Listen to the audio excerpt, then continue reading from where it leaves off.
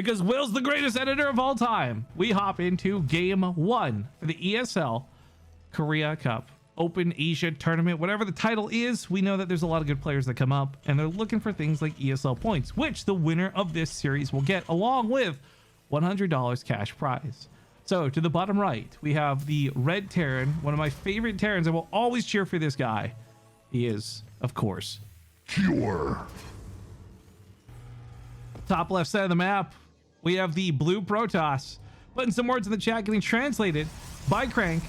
He is Trap. And Trap said Protoss couldn't win any match in tournament recently.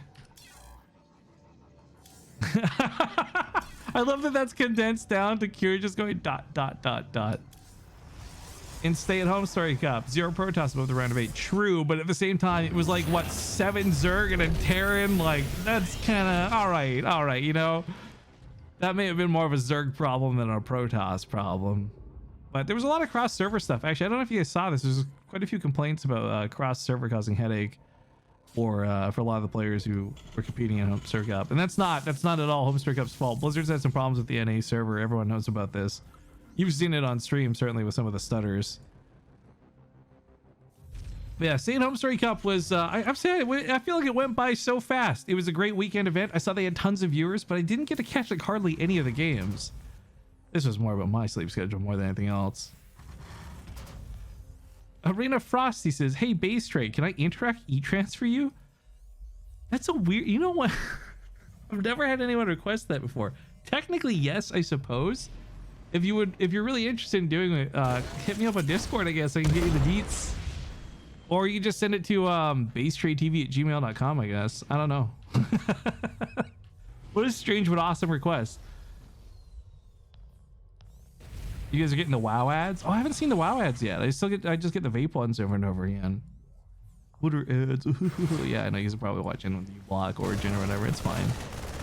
I mean, I wish you guys would watch the ads, but don't get me wrong. I'm a viewer first. You know, a lot of what I try to craft for stream is because it's stuff I want to see, and I know how annoying ads are and how bad they are on Twitch. I bond with people over how shitty the ads are all the time, so I feel you guys. I wish we could go live in a world without them, but we need them.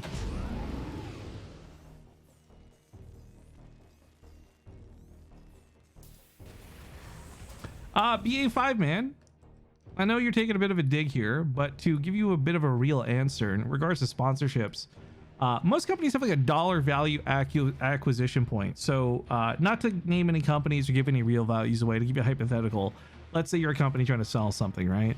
You give a streamer money. The idea is that money has to be worth the customers coming in bare minimum. So if I value each person at $50 per person, and let's say like that's what it costs, right? You buy a month of my subscription for $50, one person pays for itself, then yeah, it makes sense for the money for the shout outs. For situations like Nord and stuff, we don't have like goals, for example, but with Ting we did. Ting was actually really awesome. They're very transparent about this. They'd be like, look, if you get like 10 people to sign up for Ting, we'll host like a $3,000 tournament and things like that. So it's not just about like, you know, ads being cheap or worthwhile. Sometimes it's just about liking working with the company. And for me, for example, like I said, I legit use Nord all the time because I come from a very frustrating location in Canada where you can't view half of YouTube and most of Reddit and like other things because it's all blocked out. So I really just like working with them. So I know you're taking a bit of a dig there at shout outs and sponsors, but that's my very real answer. Nubius missed it completely. Oh, that's a shame, dude. But hey, I guess you can go watch all the VODs. Is Stay Home Story Cup done? Yeah, it finished today. Or was it today or yesterday? Like I said, my brain's a bit of a mess because I'm not sleeping properly. I don't have a concept of time. It finished recently.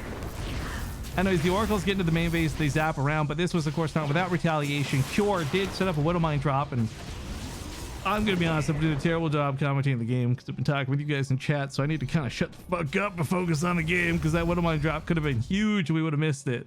Lucky for us, but unlucky for Cure, it wasn't that big. However, the 3 probes and retaliation for the 6 SCVs wasn't too bad either.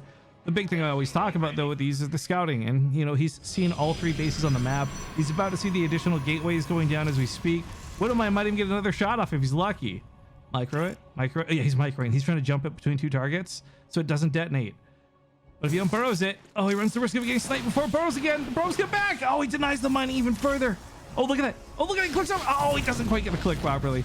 I think Kira was typing something there, but okay, that worked out pretty well. That denied a significant amount of mining, distracted the stalkers, and the medevac actually gets out of there alive too, which doesn't happen too often. That was really nice. Apparently somebody is incredibly enthused by this, by the way. Oh, the genuine excitement from the other commentators is cute. Yeah, big thing to Crank. He's doing these translations for people to read what's going on. 3 oracles come in, but there are missile turrets down. These might be able to focus on stim pack though. Oh, and I think that was part of the plan for Trap. SCVs are pulled to deal with this, but in doing so puts them vulnerable out here away from the missile turret. Marines try and push off the oracles. No counterplay going on right now, but he does save stim pack. This is an upgrade that takes like 100 seconds to finish up. It is super frustrating if it gets denied, so that was a huge save versus Trap. At the same time though, Trap took a gamble. He didn't know which was which, and if he had killed Stim, that would have been monstrous. If he had killed combat shields, it would have been eh.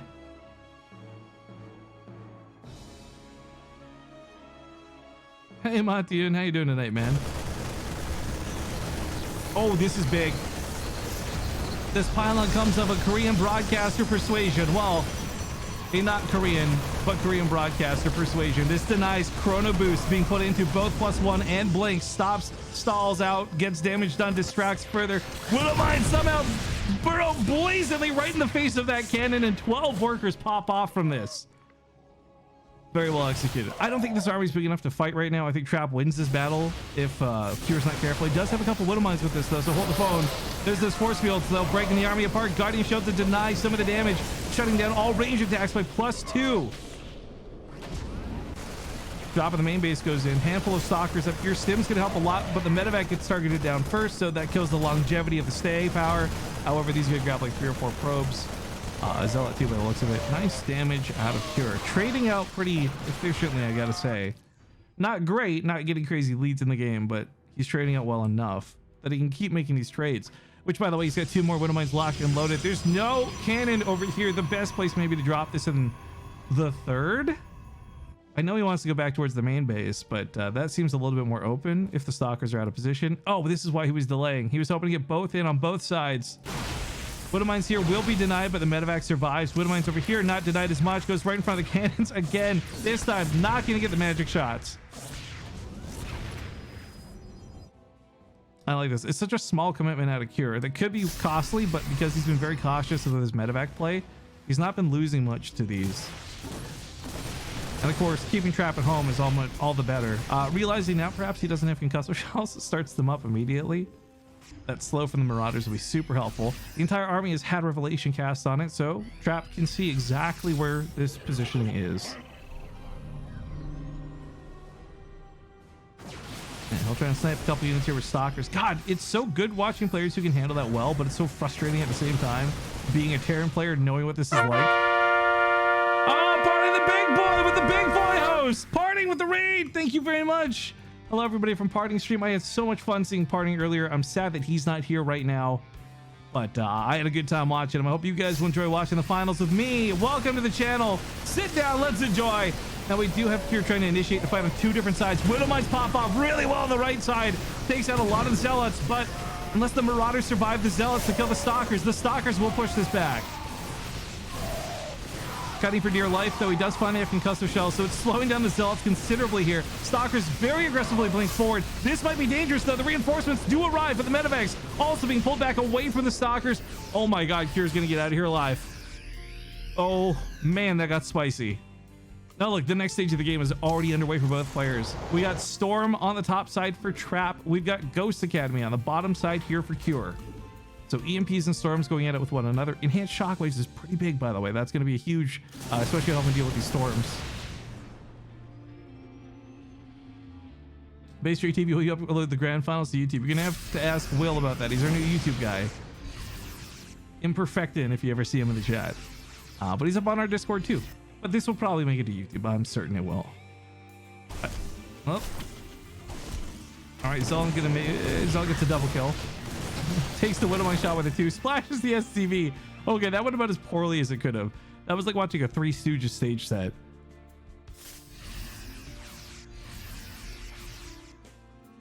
All right, triple ghosts. Very expensive to do, but very effective to have. I do like the Vikings. They're not really necessary right now. He's kind of anticipating there might be Colossus in play, but this will help shut down any Warp Prison play. And in a pinch, you can always just land the Vikings because they deal so much extra damage to mechanical.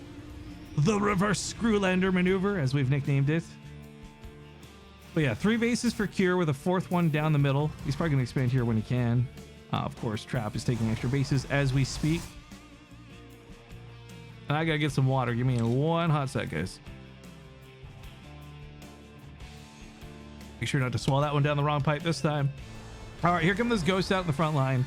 Now look, EMP is going to be huge, but EMP is going to be even bigger once Enhanced Shockwaves comes into play. That's going to strip the entire front line away, but also give them a little bit of extra range to hit the Templar in the back.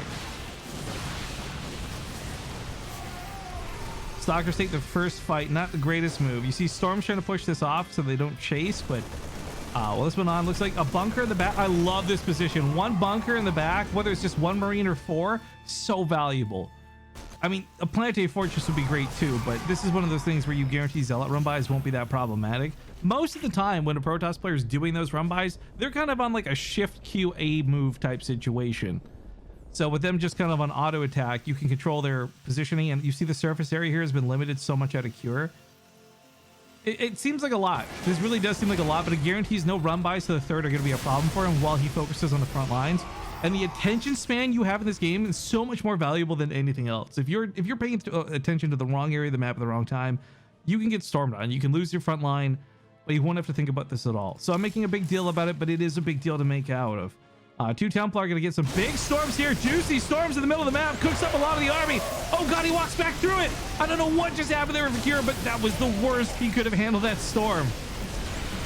The clumsiness continues. The Vikings shell away at the Colossus in the sky while this goes on. EMPs need to land. These ghosts are getting picked off. The army, though, from Trap has been stripped bare. With no shields to protect it, the army crumbles. The Terran army pushes forward. Marauders are going to be plentiful. The Vikings take care of the Colossus. There's nothing here to push back against them if the Stalkers blink forward or even try to deal with the Vikings. Do they even have blink? They do have blink. Even if they try to deal with the Vikings, the Marauders are there ready to catch them. This is bad news for Trap. Even with an amazing storm, that was still not enough to really capitalize on the army.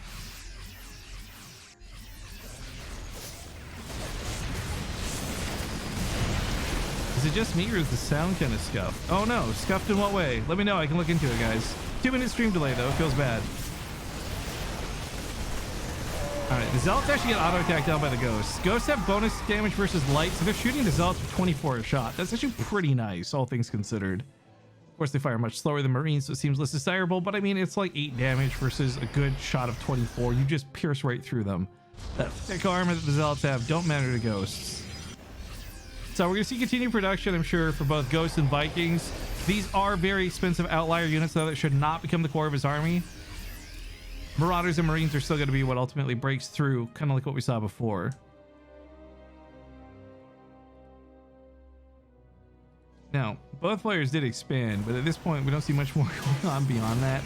The planetary over here, the bunker down here, it's all safe on the home front for Cure. He can really focus on the front lines. Trap, though, a little bit more spread out, has to be careful, and he doesn't have the same kind of static defense that can stop a Terran player.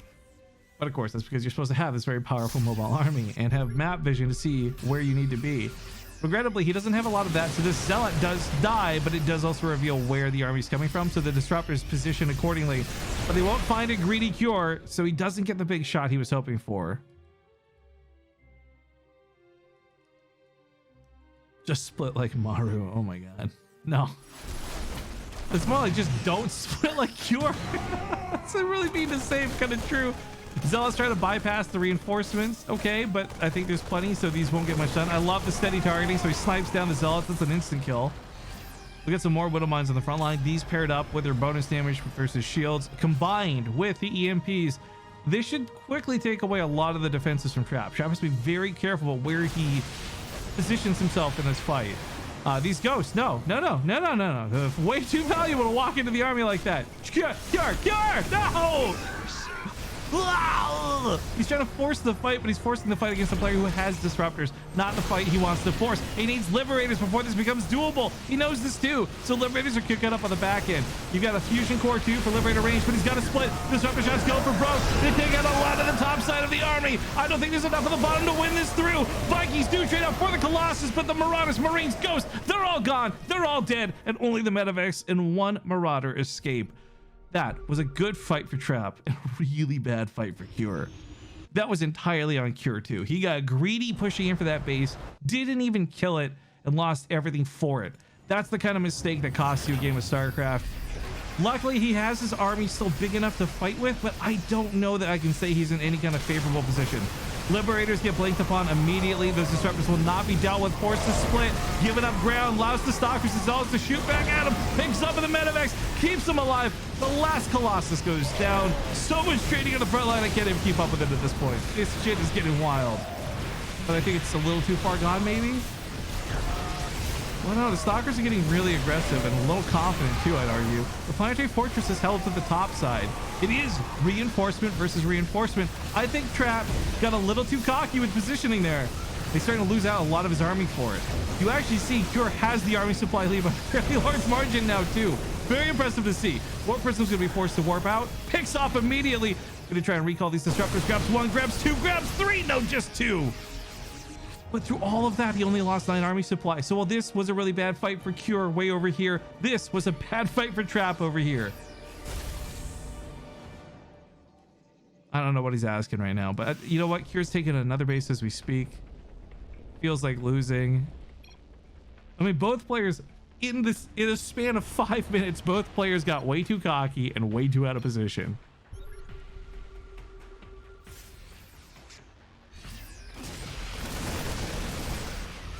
Please leave. I don't want to split anymore, dude. I feel that though. These disruptors have been nuts. Oh, I didn't even see a nuke get cooked up while this goes on. Trap. Gonna check his vision. Is he looking? He's looking. He's looking for the blinking lights. I think he saw it, so he pulls the probes away. Oh, barely in the nick of time. But this should hit the cannon, I think. So almost takes it down. Not quite. Bottom side of the map, far from secure. There's a probe chilling right next to the planetary. Oh no, oh no, no, no. Walking into the disruptors could be a game losing move. He does pull back. Oh, but then it sticks up and oh my god, this is this is way too tight. I don't know what the fuck's going on, but I hate this. All right, Liberator range is massive for a couple different reasons. Number one, it's gonna help zone out the disruptors a lot better. But number two, it's gonna make it more difficult for the Stalkers to blink in. The last time they did, they just jumped in, didn't matter. This time they're a lot further away, so it's a lot more difficult to do because once you commit, you're committed. So this disruption range pushes this army back, creates a really sick hold on the choke. But Cure has to also not get complacent with these disruptors. They can't just sit there forever. He's going to have to keep repositioning as well. Disruptors to the top right, coming in for a bit of a side flank. Liberator set up a little bit late. Big EMP on top of the disruptors. Focus fires him down. Gets most of them. 4 of the disruptors go down here. That might just be enough for Cure to push through. He's got +3 weapons. The +3 armor trap is not that big of a deal. The disruptor gets so close to the planetary. Even the planetary gets a bit of a tag on it. But yeah, this fight outside the disruption zone is a fight Trap can maybe take. But with disruptors, excuse me, not disruption zone, liberation zone. He's freeing the Protoss from life, from vengeance. Oh, he's just dying out here. Trap is so screwed. This was way too costly of a fight. He doesn't have the production, nor does he have the money to make up for this. GG's get called. Oh my sweating god. Cure takes game 1 of the series. Anyways, welcome back, folks. It's game 2. Bit of a remake there due to a bit of a hiccup, but nothing has really changed. This guy is still up 1-0 in the bottom right side of the map. We have the red Terran player, Cure. and his opponent at the top left, the blue Protoss, Trap. I've noticed Netflix has been a bit of a problem. I've been rewatching Community, which is, by the way, one of my all-time favorite shows, and I highly recommend you guys go watch it. I have been rewatching it from the beginning, and it still holds up as one of the best TV shows in my honest opinion. It's on Netflix, check it out. But anyways, this is not an ad for them. They're not sponsoring me. I just love Community so much. I don't want to share it with people who have never heard of it. Anyways, I've noticed though, Netflix is like every hour now, like, oh, you still watching? Because they want to pause and keep people from like, you know, using up all the bandwidth and stuff. I'm like, yo, just let me binge watch this, man. Ask me in 8 hours if I'm still watching, okay? I'm on season 3, baby. I don't got time for these twice an episode pause breaks. Yeah, everyone being stuck at home, the world keeps falling further and further behind from where it was. I don't know how long the pandemic stuff's gonna last. Most people who are dumb are saying it'll probably be cleaned up by the summer. I'm imagining probably won't be till August, so we get even close to resuming our previous lifestyles. But I'll tell you guys this much. The one thing I never thought I'd be saying is I miss the gym the most out of all of it. I know some of you have casually been asking, like, oh, how's this quarantine situation affected you? It took me 30 years to get up the gumption, the courage to admit that I need to go to the gym. Start going to the gym for 6 months. Boom, pandemic denied. Now I'm fucking fat as I ever was. Feels fucking super demotivating, man. But yeah, I can't wait for stuff like that to reopen. Anyways, for Trap and Cure Game 1, because it didn't entail anything too suspicious, I don't think there's a lot to really assume going to Game 2. You're not worried about Trap, or excuse me, in I guess this case Cure maybe proxying you, but he is doing this kind of bunker play, which is cool. I actually like when players get away with this. So the bunker's a not committed building. You can salvage it and get 75% of the resources back, whatever. The fact that it threatens that mineral line and also provides a safe spot for the Reaper to hop up into and hide and heal up is huge. It increases the presence and the staying power quite significantly. But that being said, like, you're increasing the staying power of a Reaper. That's not even getting in the bunker. Oh, it just barely doesn't get in the bunker. Trap calls him out for it too. Cure responds, immediately throws down the salvage. Oh, cute moves. Cute moves. Almost as cute as Jeff and Annie. Oh, damn it. Actually, I just last night got through one of my favorite episodes of all time, the Intro to Conspiracy Theories episode with Professor Professorson. God damn, that show is still so good, guys. Please go watch it. If for no other reason, treat yourselves, because it's a great show. It's so funny. Troy and Ovid in the morning. Nights. All right, the poke here is a little bit difficult to deal with the first few Marines. Normally this can handle the Adept no problem. It's the Stalker that makes this really an issue. The Hellion can trade out here for a bit more, but I mean, it's only got about 2 shots left in it before it gets killed. But deals with the Adept. Now it's just the Stalker, still a problem, but less of an issue with the Adept being dead. Even the Hellion might be able to chase us down. Normally the Hellion's pretty worthless against Stalkers in this situation, but the Adept was of course what was dealing the big damage. That being said though, 2 Stalkers might be too much. Chase is too far forward, and Cure is just bleeding out these precious units. Stalkers will kite these all day. This is not, these are not units you can give away like this. These are not units you can have on the low ground like this. That's why the Hellion is so valuable. He wants to get up here too, but the shields start regenerating. If he tags that Stalker on the right, they'll stop healing, but it's still regenerating shields even as we speak. There we go, couple of tags on it. Finally gets the kill. No! Ooh, barely doesn't get the kill. Guys, Cure's on 29 workers at the end of this. He's put so much effort into cleaning this up. This has been absolutely devastating to his economy, not in terms of direct damage done, but in terms of like being distracted, building units to replace units he shouldn't have lost in the first place. All to these Stalkers. Cure has lost 7 Marines, 1 Reaper, 2 Hellions, and 4 SCVs to what was essentially 2 Stalkers and a Death. And this 1 Stalker doesn't even die at the end of the day. Trap actually keeps this alive. Trap, you're disgusting. This is a great way to punish Cure for beating you in game 1, I agree, but stop it, man. There are children potentially watching this VOD. About the gym, I feel the same, man. I know, right? What the... Time to finally get healthy. Boom, pandemic. Yeah, exactly. You guys in chat know exactly what I'm talking about. You missed the bars. I don't miss the bars. Never really went to them in the first place. Cure probably typed something a little salty. I don't think there's any more to this. Yeah, it's a very unfun GG, but Trap ties up the series 1-1. Fucking Protoss. You know what? This is what sucks. For all legitimate balance line reasons or anything to complain about, throw us out the window. If you were to watch Starcraft 2 for the first time and see the game we just covered, I would also think Protoss is a garbage bullshit fuck no good race. But I clearly don't actually feel that way. That was just dirty. Trap did Cure dirty. There's no ifs, ands, or buts about it. Trap did Cure dirty. Cure hopefully won't let that happen again. But what's funny is I feel like that game fell into that category I had just described, where I don't feel like that was Trap necessarily winning the game so much as Cure throwing it away.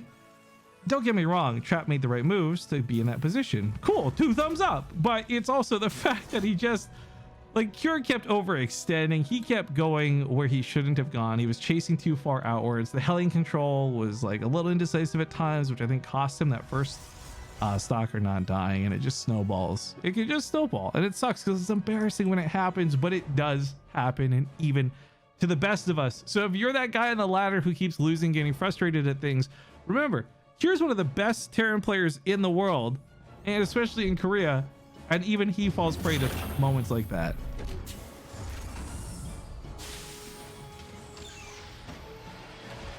Greedy Cure. Yeah, Cure got greedy. No doubt about it. Whoever walked in, missed the cheese and Gouda. Could you re-summarize? Lemon juice, the fact that you're bragging about having a girlfriend is so not cool. Not for me. I'm fine. I've got like 10 girlfriends. I'm talking about everyone else in chat. How dare you brag about that?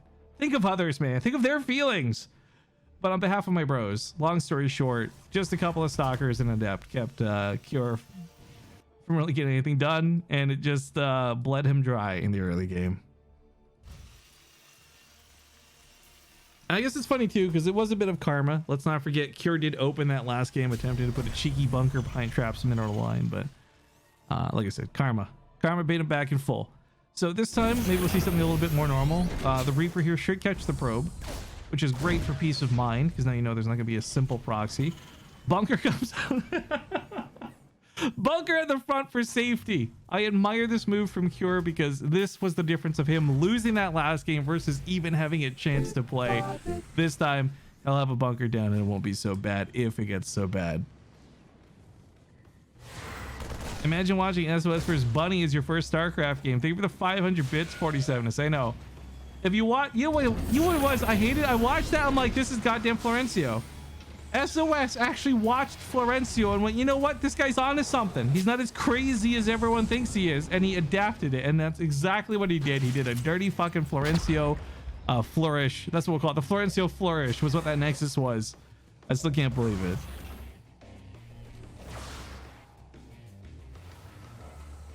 Toss is Imba. Look, chat, Toss is only Imba until you meet Zerg. Then Zerg is Imba.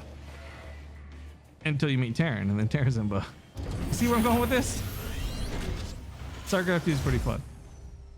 Although I will say, it has not always been so rock, paper, scissors, right? Like, Terran's not rock, Zerg's not paper, Protoss isn't scissors, yada, yada, yada. But there have been times in the game's balance where that certainly was the case. Lately, I feel like we're really seeing, like, I don't know what the age of StarCraft would be here, but we're really seeing player skill shine through a lot of these matches.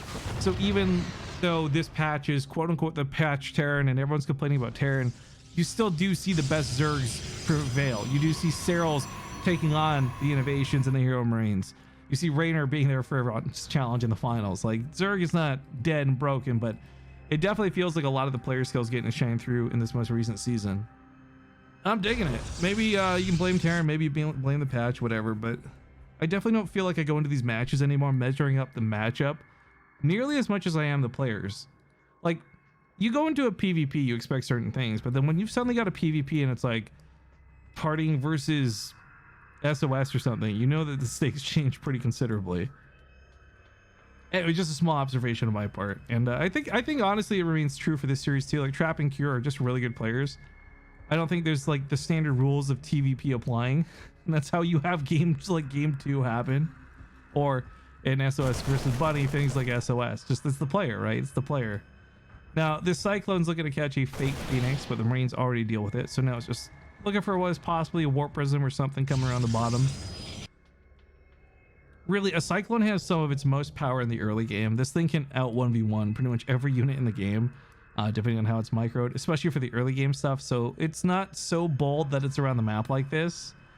But he does have to be cautious, because losing this for nothing would be terrible.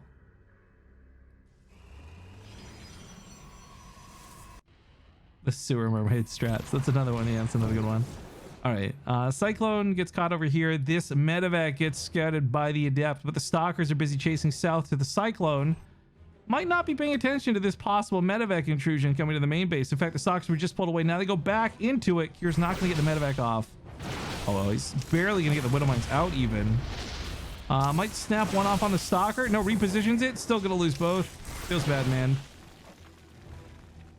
While this goes on, though, whoa, big blitz from the south. Wasn't paying attention to this, and I guess neither was Trapped. So surprise, surprise. They get in here, but they have to get out right away. They're going to catch several Stalkers on the way out. There's not enough medevac support to heal up the stim damage, actually. So stim actually hurt him more than anything else here, but he's still going to try to take this fight. Uses the bush, but there's the observer for high ground, so no advantage gained here. He's just in full retreat.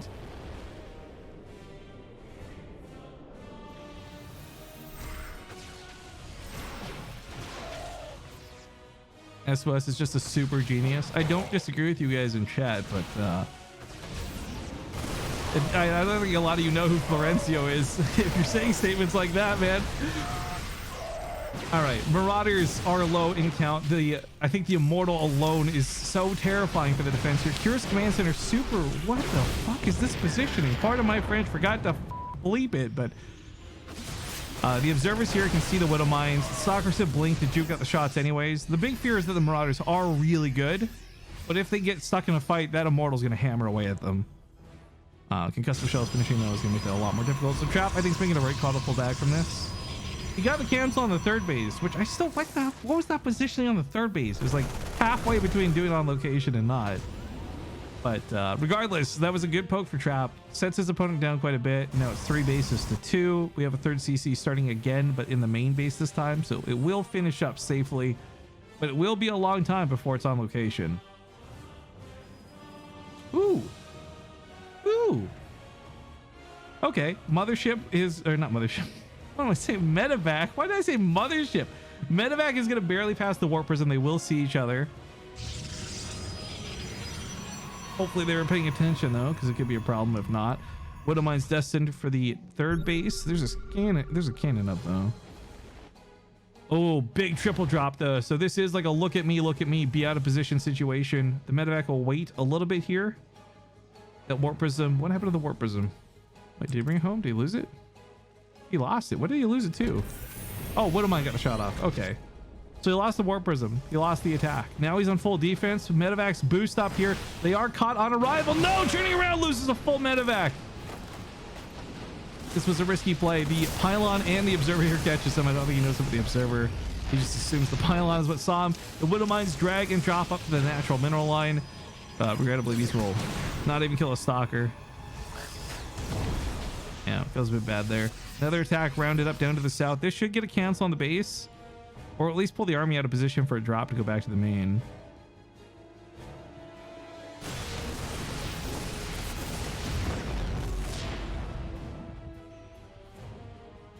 Give me the Mothership core back. No, can we ban that guy for the chat?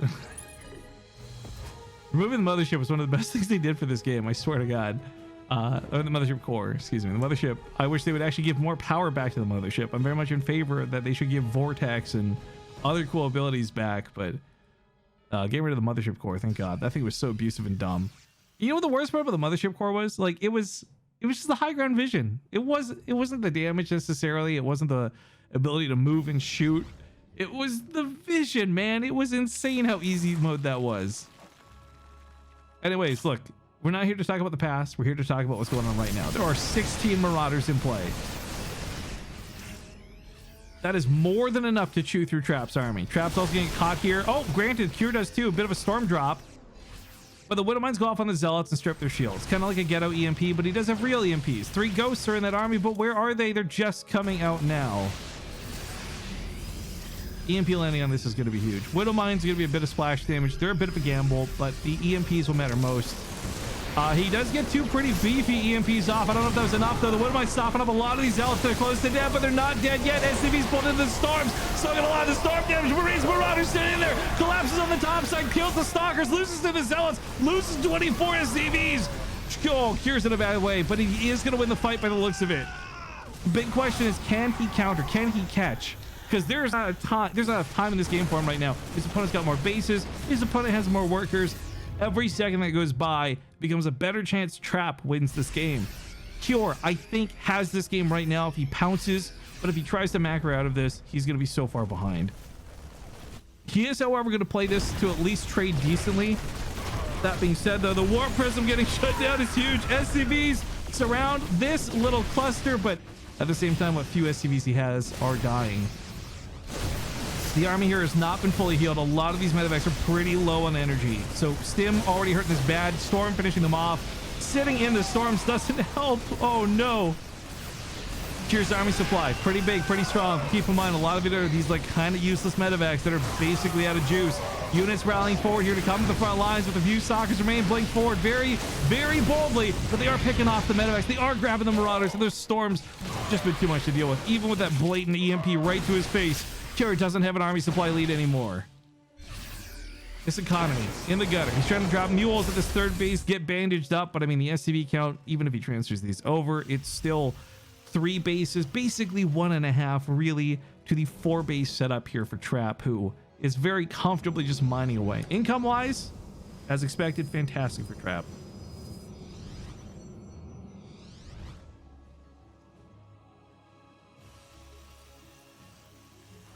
This is a hard and sad game for me to watch because I am very much a fan of Cure, but this is starting to feel a little bit unwinnable. The Observer actually straight up sees the Widow Mine too, so the Zealot dodges it entirely. Oh man. He's pulling the Widow Mines, he's pulling the boys, he's pulling everything. That's it. It's do or die. This is Cure's last big attack. Now look, pulling the SCVs actually works really well at a game time where there's no AoE, no Storms, no Colossus, no nothing. But there's Archons, there's Storms, there's Colossus. I mean, it is everything he's got because it's his only chance to win. But I can't say I see this working. The SCVs have been shredded before they even reach the front lines. Widowmine's not burrowed anywhere useful whatsoever. Colors changing. What's going on there? Okay, whatever. Colossus too much to handle, guys. There's 84 army supply, but it doesn't freaking feel like it. Like, actually, where is Cure's army? It feels like he should have so much more than he does. I guess they're rallying down to the middle, but still taps out. GG. Trap takes game 2. Not the series, because this is not a best of 3. He has to win one more game. Spawning here to the top right side of the map. He is on his last life here for the grand finals. Wish him good luck, guys, because we have the Red Terran Cure. Bottom left, of course, is the blue Protoss. His name is Trap, and he's up 2-1. If he wins this game, it's all over. He'll walk away with $100 more in his pocket and 10 ESL points. To kind of address this again, the ESL system, the ESL point system is replacing what was previously known as the WCS system. It's no longer news at this point, so it does feel a little redundant to say this, but just in case anyone's been not following the scene so closely or living under a log, yeah, WCS is done in its entirety. ESL has replaced this. They've got a 3-year plan they've put out there, which involve, of course, these weekly cups every weekend. The 10 points awarded per cup add up over time, and those points will determine who gets invited to the big year-end events like Katowice and such. But yeah, 10 points here, 10 points there are really not that many. It's going to take a lot of these weekend wins and a lot of these weekend grinds to really stand out above anybody else. But I really want there to be a situation, I've been saying this for a while, I really hope that it comes down to a player beat out another player for an invite spot because they had more points due to playing the weekly cups.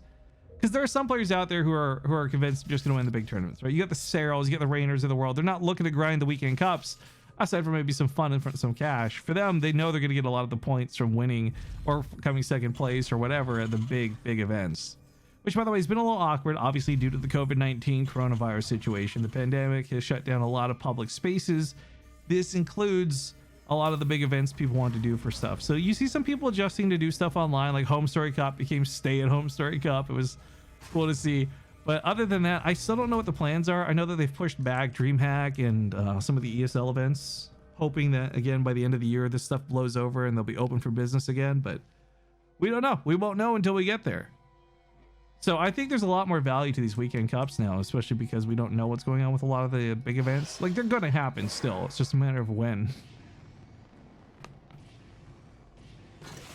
Oh, I don't know if you guys heard that. That was a good net crack. That felt like, oh, that felt like $1 million is what that felt like. I now live in a sad post-crack world where I know I won't be able to do that again for another half hour. Goddamn cooldowns. All right, probably gets picked off there. Not really a lot for Cure to show off at the moment, but he is getting a second barracks very early, so this could lead to a very aggressive push, something that he's hoping Trap doesn't see. So I'll actually pull back to the main and try and hide this a bit better. Now, does this come with Marauders? Because if this is Marauders with Concussor Shells, I like this a lot.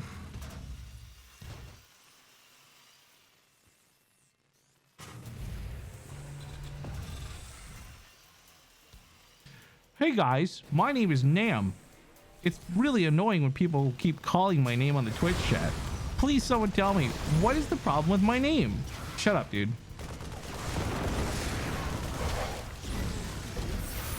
5 shots to kill a Hellion, and these Hellions go down quick. SCVs have been pulled to deal with this.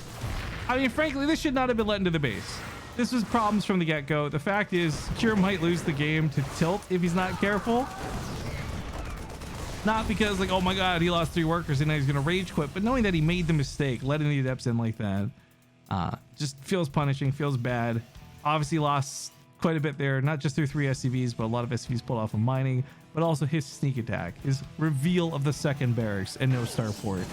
Now Trap, all he really has to do is build like 3 or 4 shield batteries at the front, and I feel like he's just Gucci.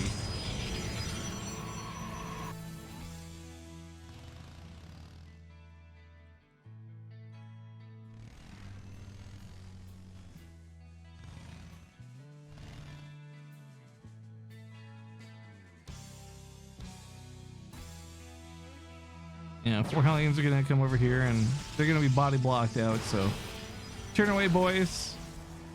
Got Marauder still coming out of this, and he still went for that faster stim timing. I don't know if Cure's still gonna go with this. If he's gonna 2-base all in and pull the boys, I think this could be a really, really powerful attack, but I can't see that's the direction this is going. It feels like you've lost confidence with the barracks, but the fact that he's still pushing on a Marauder this early gives me hope. We'll see a follow-up attack.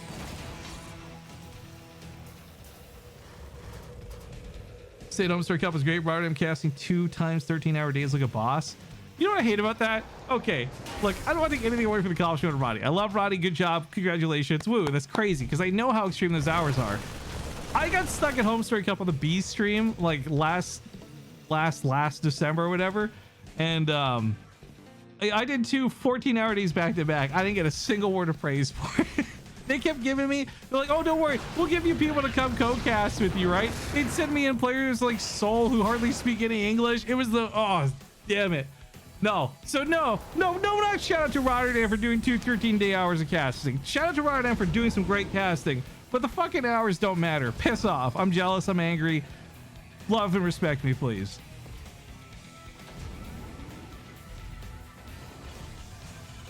Someone's asking me about the stream delay. Look, guys, it's required by ESL. Can't do anything about it. This is, I think, to just help give players peace of mind, knowing that other people can't stream cheat. But oh god, the attack of the main base here with the Stalkers is a little bit more brutal for Trap than I think I expected. I thought he'd win this fight really one-sidedly, but he starts microing like a god there towards the end, dodging out 3 Marauder shots consecutively.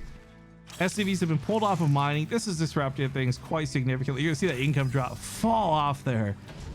But look, whatever the reasoning is for the 2-minute stream delay, guys, we've been asked to use weird delays over time. WCS used to ask for 5 minutes of stream delay, which I thought was ridiculous. After a lot of internal protesting from many people, they reduced it down to 3. WTF. ESL is 2 minutes. But the funny thing is that if you watch people like Wardy or myself or Frank or a lot of the regular Starcraft content creators, a lot of these players we play with are very trustworthy, and none of them are going to risk their entire career over like stream cheating. So most of us are pretty comfortable not using a delay. And let's be honest, stream delay fucking sucks. Pardon me, fucking sucks. I hate it. It's no fun, but it needs to be done. So anyways, look, as far as the reasoning, it doesn't matter because ESL requires it. Pretty much the end of the story. They don't require it from the players though, which is sometimes a bit of a treat when you have players streaming their first person point of view. But look, I'm doing a lot of nonsense talking because I sadly think I've mentally written Cure out of this game. He's actually not out of this game. Just to be clear, his army supply is pretty strong. He's got +1 weapons, right? But if this is a macro game, he's out of this game. I think like this third command turn me, I don't like seeing this. Because I see this third CC, and to me that looks like he wants to play this out for longer, but I think longer favors Trap. He's up workers, obviously. He's up a base. He's going to have better tech. And frankly, I think pulling the boys, I think going for a big fatty all-in would have been his best chance in this game.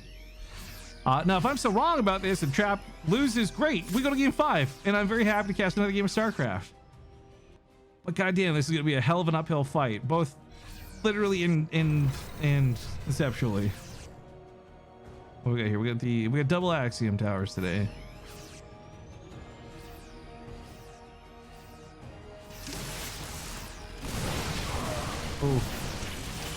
Ooh, Widow Mines. Oh, looking for the big shots, not getting them. Zealots do split pretty accordingly. Nothing else to fall back to. A couple more Widow Mines, maybe looking for some shots.